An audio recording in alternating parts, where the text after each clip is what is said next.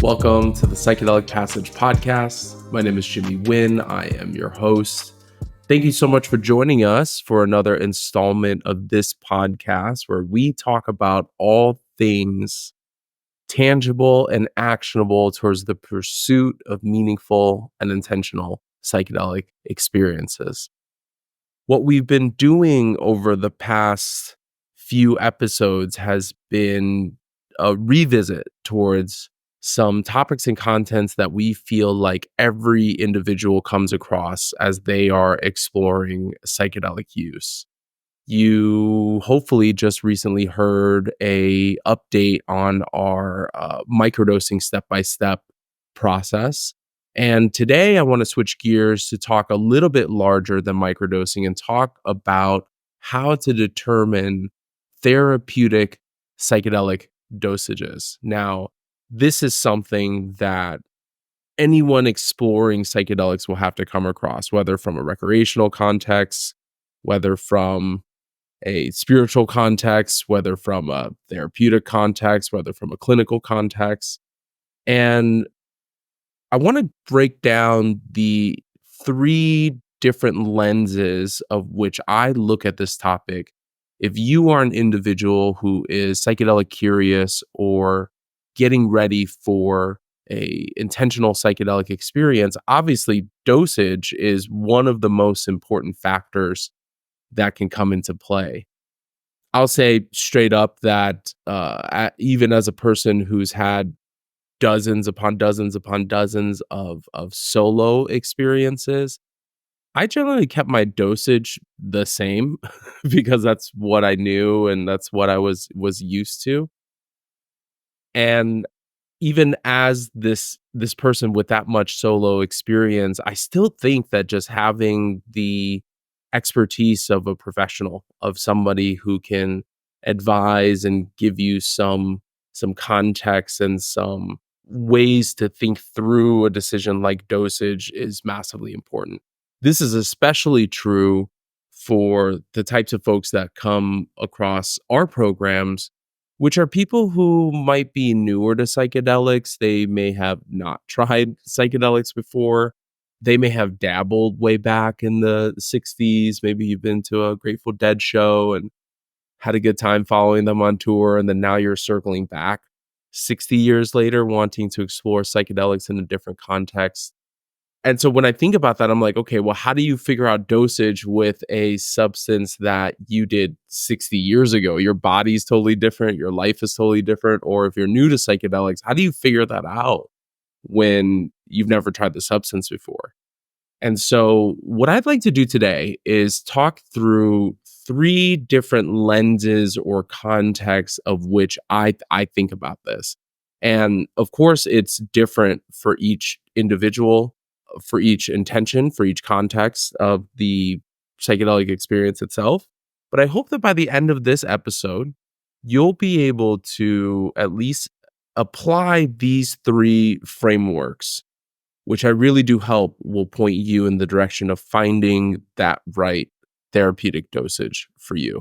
Now, the other thing that I'll mention is that because the majority of our clients are focusing on psilocybin experiences, that's the main substance that I'll be chatting about today. But I still think that our conversation will be applicable for all different types of substances, but I'm also thinking about, MDMA, LSD, ketamine as I'll call it like the big four psychedelics that are out there and available to folks in an accessible way today. And then I'll give a little bit of a nod. I think by the end of this, I'll give a little bit of tangibility around, ranges and things, that we find. And then as just a note of harm reduction, in order to accurately determine dosage, you're going to need a couple of things. You're going to need a way to measure by weight, typically, these substances. You'll likely need a way to test these substances, which we'll chat about here in a little bit as well.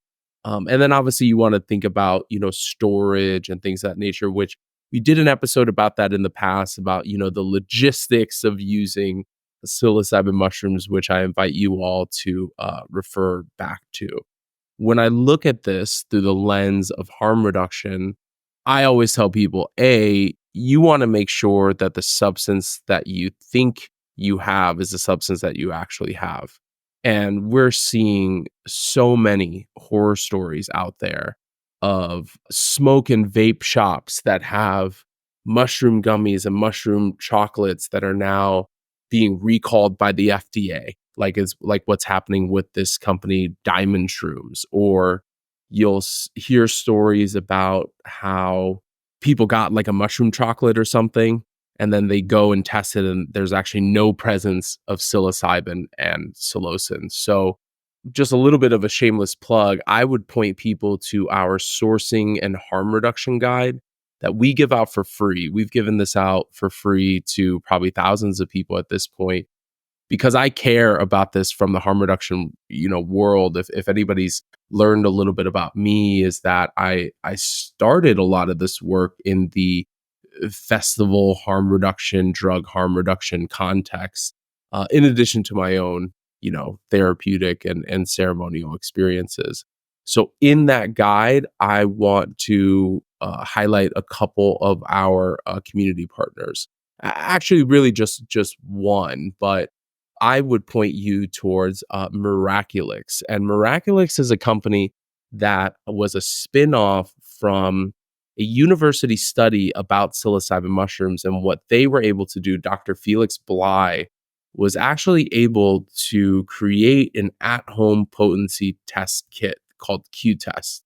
And then they have different, I'll call it recipes for some of the different substances. So psilocybin, MDMA, LSD, for sure. And I know that there's like a number of others. And what they've done is they've basically done a solution that you'll dilute your substance in and then measure it against a color strip. And then that color strip will give you a range of potency. And this is the first lens of which I want to talk about this episode about finding therapeutic dosage, is that the first context is the context of the substance.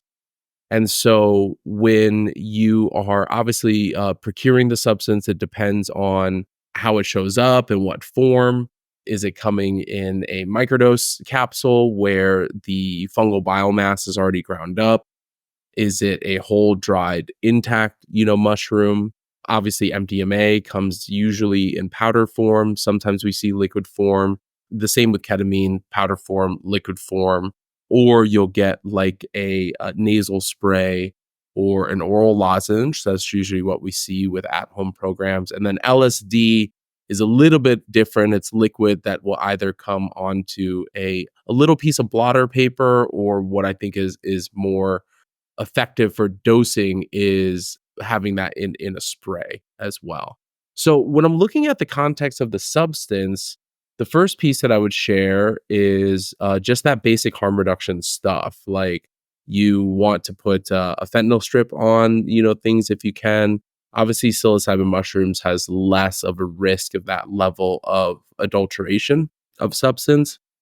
But potency is important because we are learning that a across the 200 different strains of psilocybin containing mushrooms, and that number grows every day as we discover more psilocybin containing mushrooms across many continents and countries, but also the variance of potency amongst cultivation batches is also different.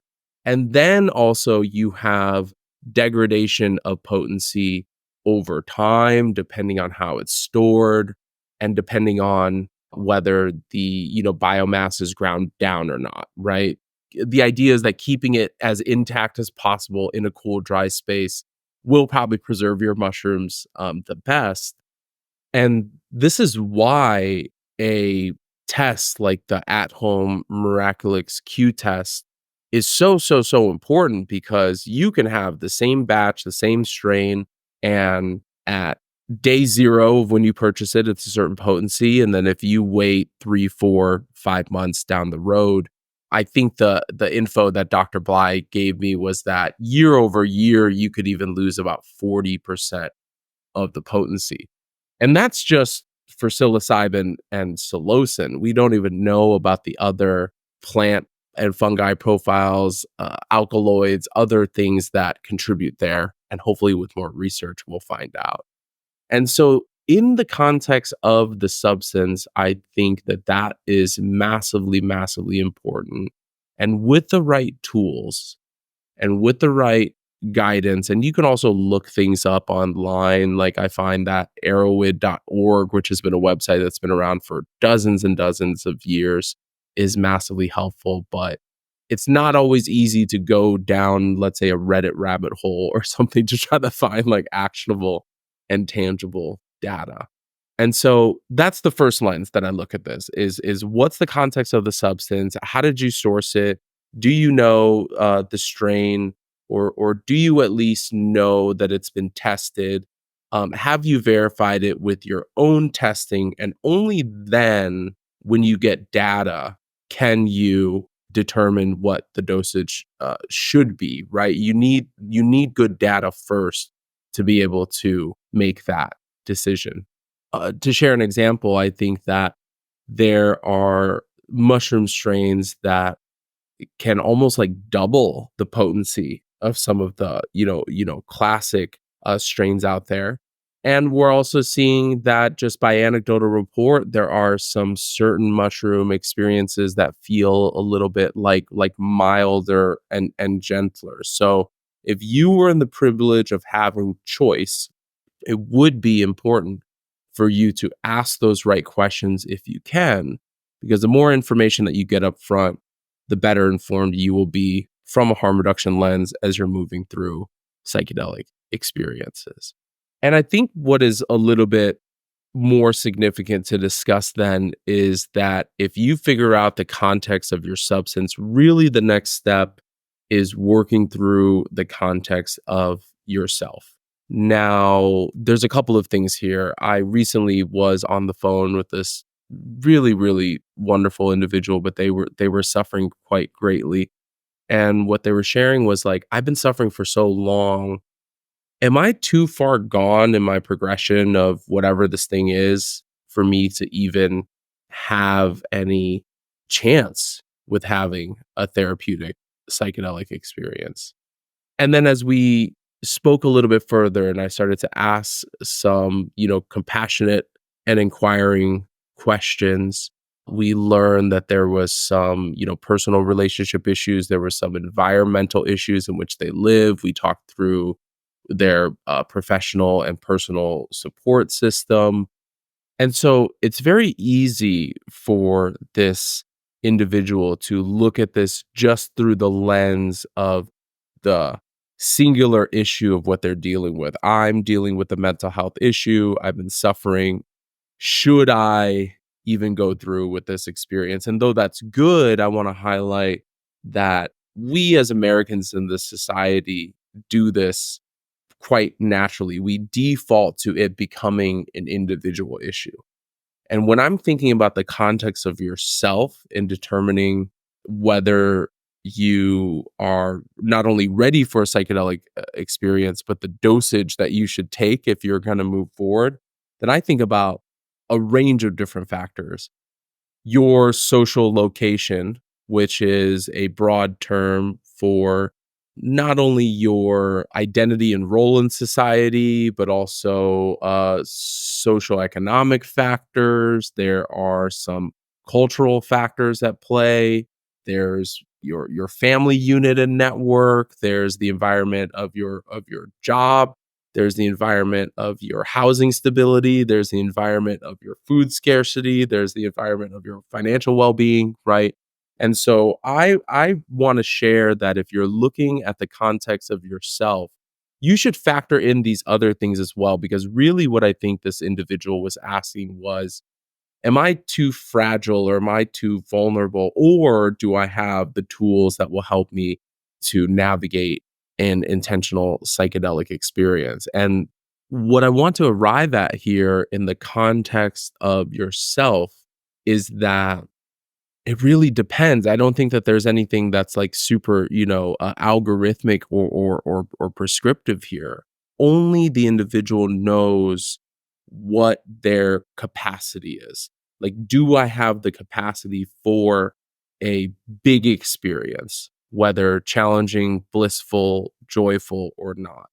I've seen folks who have moved through really joyful, blissful, one with everything type experiences, and then when they came out of that, they had to feel that heartbreak of, like, returning back to normal life because they didn't feel like those really, really beautiful, emotions were as accessible to them, and that was a little bit of a letdown, and then that's where, obviously, the integration work comes into play on, okay, how do I find a way to harness that every day and actually come to learn that, wow, all of this is so accessible to me?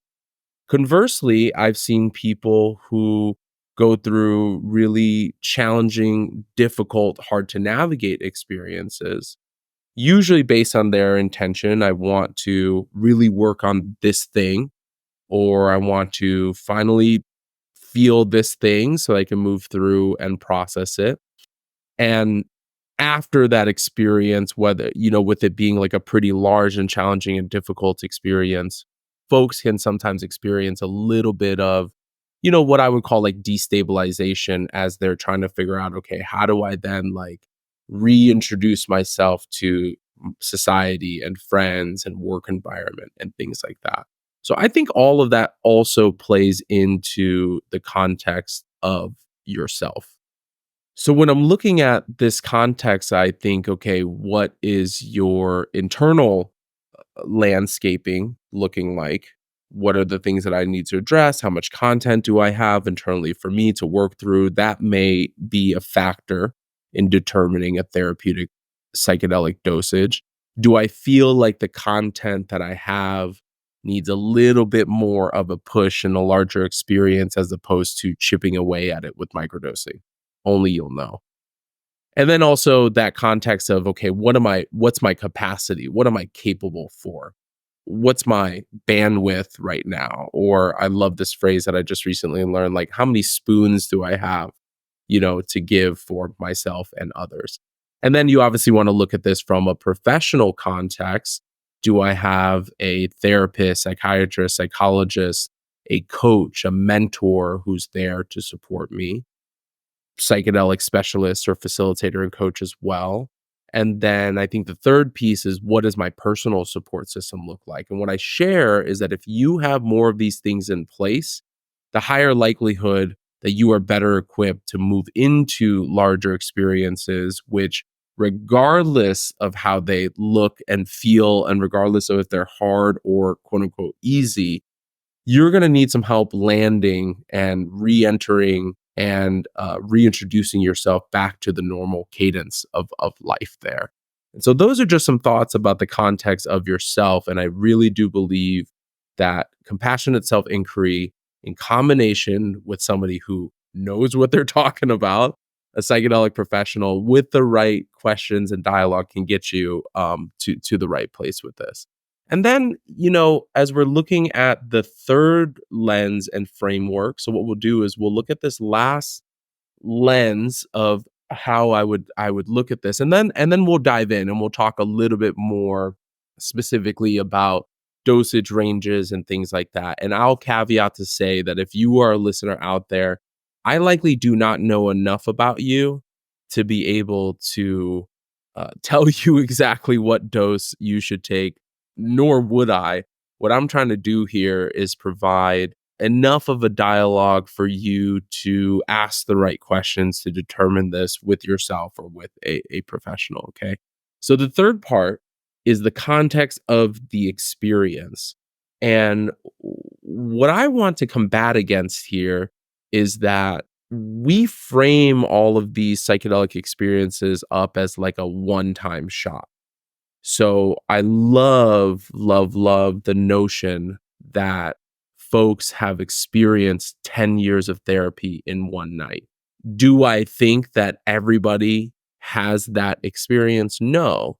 And so the downside of that is that it puts so much emphasis and weight on one experience. And I'm going to circle back to this in a moment, but what I'll share is that in the context of the experience, the dose that you should take depends on the planning of the experience, right? So I'll just give a couple of examples.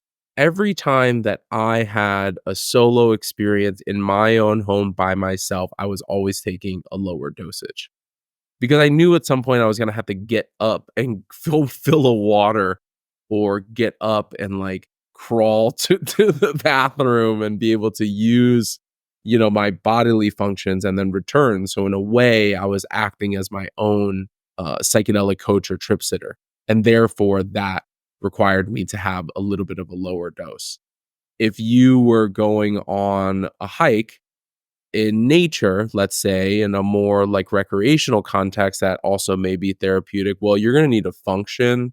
You're probably going to need to travel there back and forth. Hopefully, you're not driving. You'll probably be interacting with passersby, people in society. And so that factors into your dosage as well. And then I also think that dosage is also really going to range depending on the facilitator and how they hold space as well, right?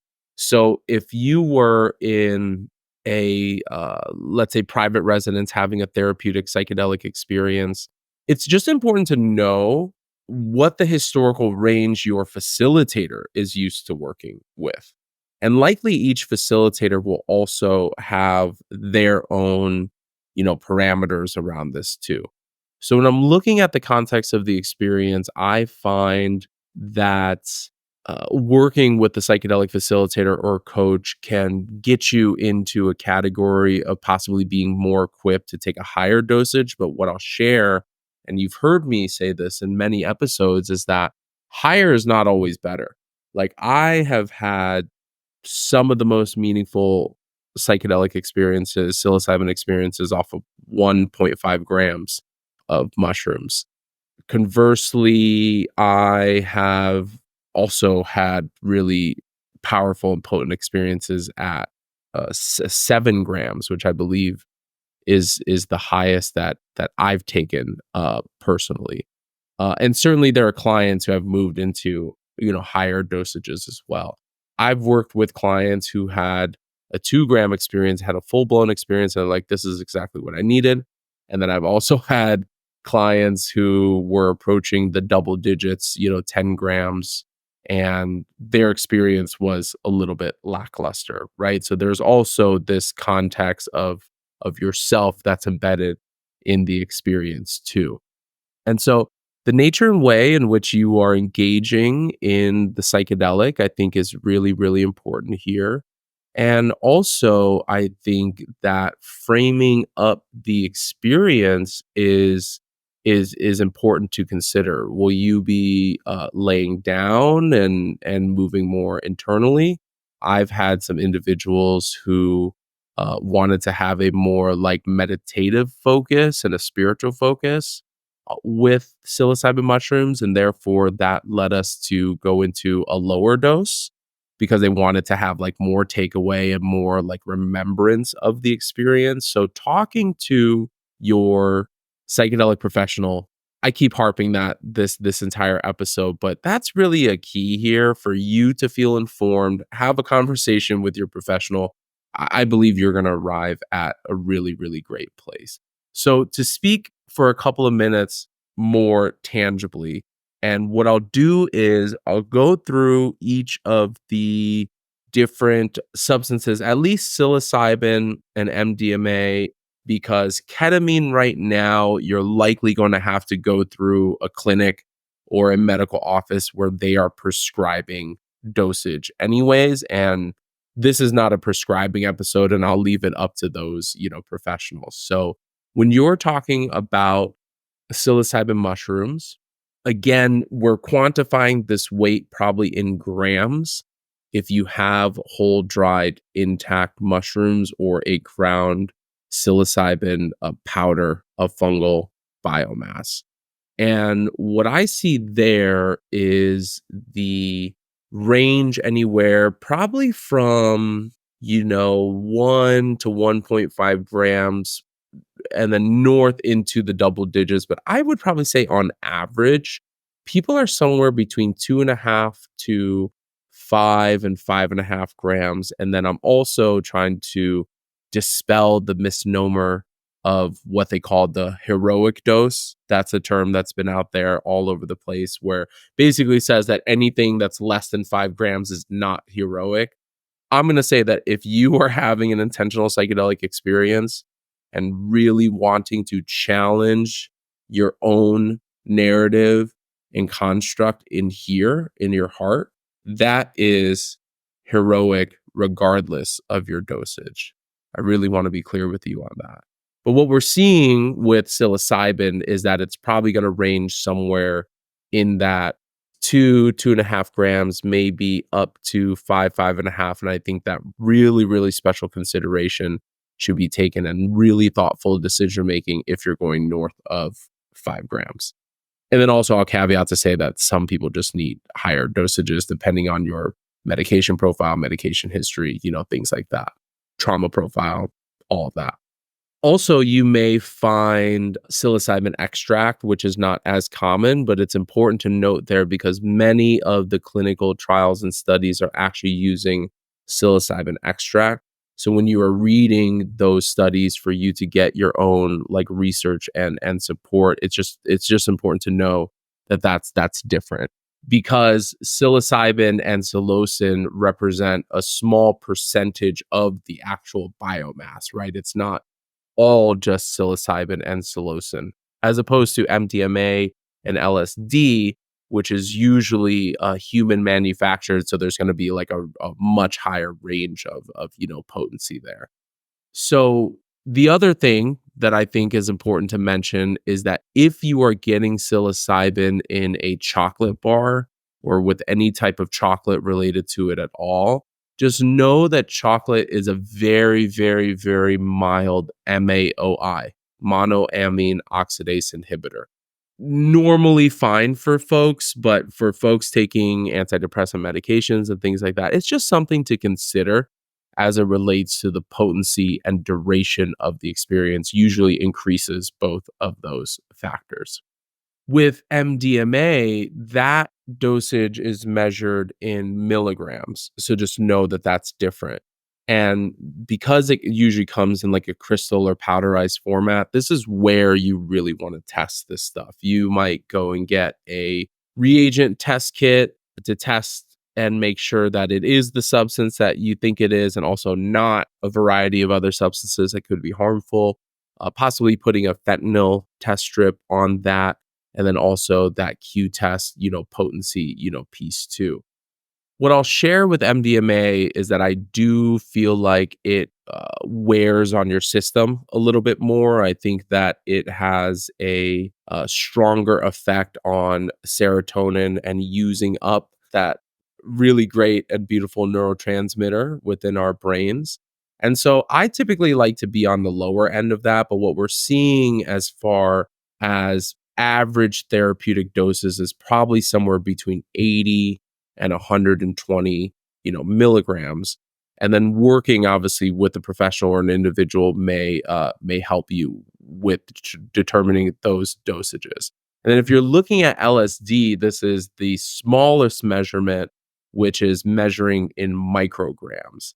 And what we're seeing on an average, tab or hit of acid is probably somewhere between 100 to 150 micrograms. Now, LSD is kind of in its own category because it's so small and minute that it's going to be really, really hard to gauge potency here. And then also that measurement is going to be really, really difficult to discern because we're dealing with small, small, small amounts there. So I want to talk through two really, really important concepts before we wrap up today.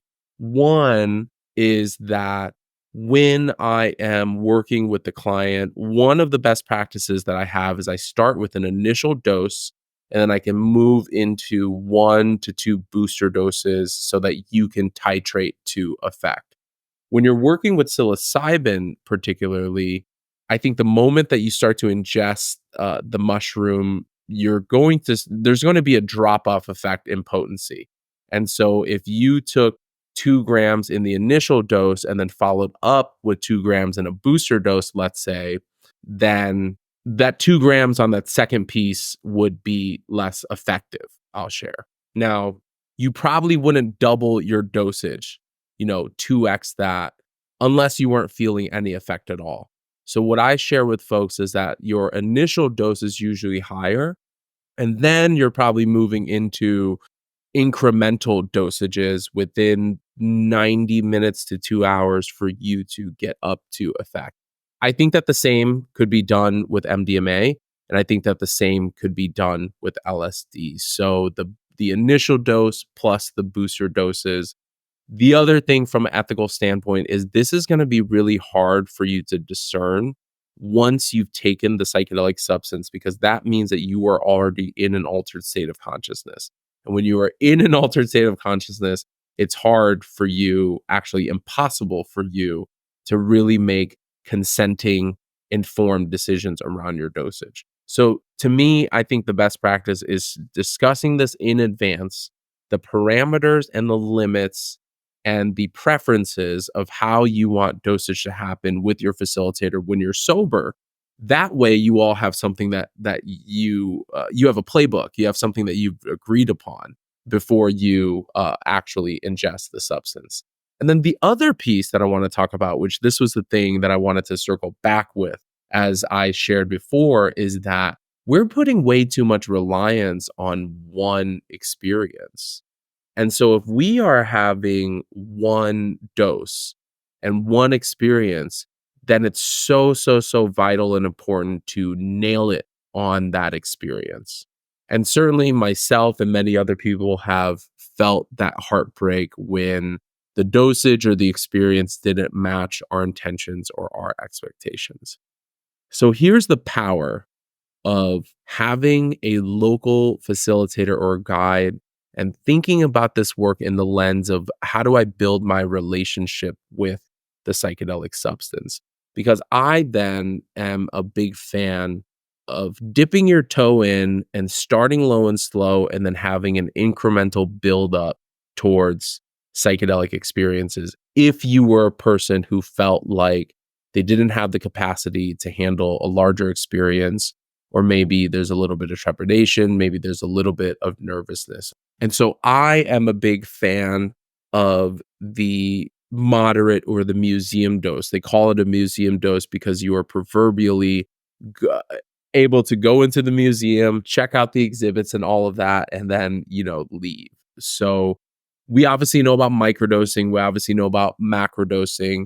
I do think that a moderate dose is in the category of a macrodose, but what I find here is that being able to step into a psychedelic experience at lower dosages, maybe it's in the range of 1.5 to 2.5 grams of psilocybin, then allows you to get comfortable with the experience and then you can ramp up over time.